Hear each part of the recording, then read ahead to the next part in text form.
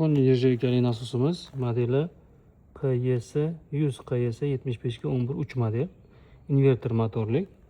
Nasosimizda nasos kabeli va inverter mavjud. Endi ulanishimiz bizni bu nasosimiz через inverter orqali ishlaydi. O'zini to'g'ridan to'g'ri tokka ulab bo'lmaydi. Birinchi o'rinda nasos bilan inverterni ulaymiz. Juda oddiy. Mana shu holatda ulab bir-biriga qotirlik qo'yamiz. Keyin inverterdan chiqqan kabelimizni avtomatga ulaymiz. Mana bu 3 fazaligimiz.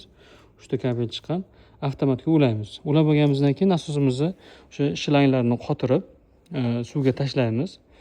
Yaxshi qotirib suvga tashlaganimizdan keyin avtomatdan pusk beramiz. Avtomatdan yoqamiz. Avtomatdan yoqqanimizda inverterimiz yonadi. Inverter yongandan keyin shu tablo yoniq holatga keladi. Nasosni qo'shish uchun mana bu tugmani bosamiz. Shu tugmani bosganimizdan keyin nasos ishlashni boshlaydi.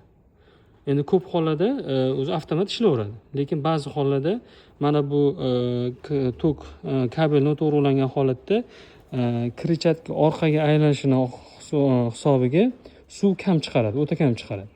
O'sha holatda aniqlansa, suv juda ham kam chiqsa, nasosni o'chiramiz.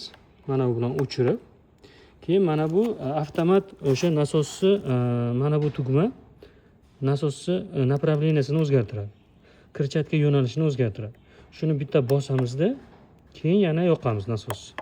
Shunda nasos o'zi avtomat kirchatkani aylantirishi o'zgaradi. Bularni manasi motori inverter motor bo'lgani uchun оборот sekin qo'shib boriladi, sekin ko'tariladi. Bularimiz 3600 оборотgacha ishlaydi. Mana motorda ham bekasida yozilgan 3600 оборотgacha. Endi o'sha оборот ko'tarib boraversa, bundagi o'rnatgan joyimizdagi podъемni hisobiga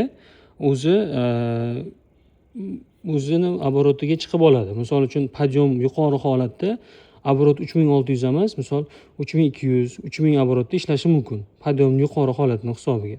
Agar podъем uncha past bo'lmagan holatda o'zini bor оборотga chiqib oladi 3600 ga.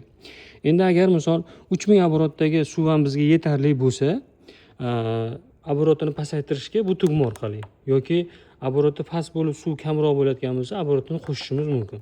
Mana bu ikkita tugma orqali оборотni qo'shib, pasaytirib, ko'tarishimiz mumkin. Endi agar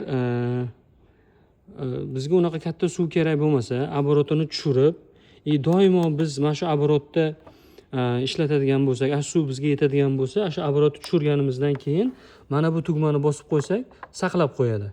Ana shu оборотda. Keyingi safar qo'shganimizda ham o'sha оборотda ishlataveradi. Inverterimizni doim o'sha qilgandan keyin mana bu tik holatda bo'lishi kerak.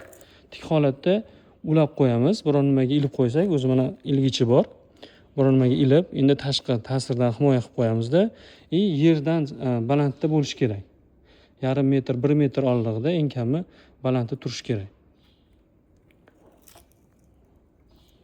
Shu holat. Mana xudo xolasa nasosimiz fon nirjavka sifati ancha yaxshi.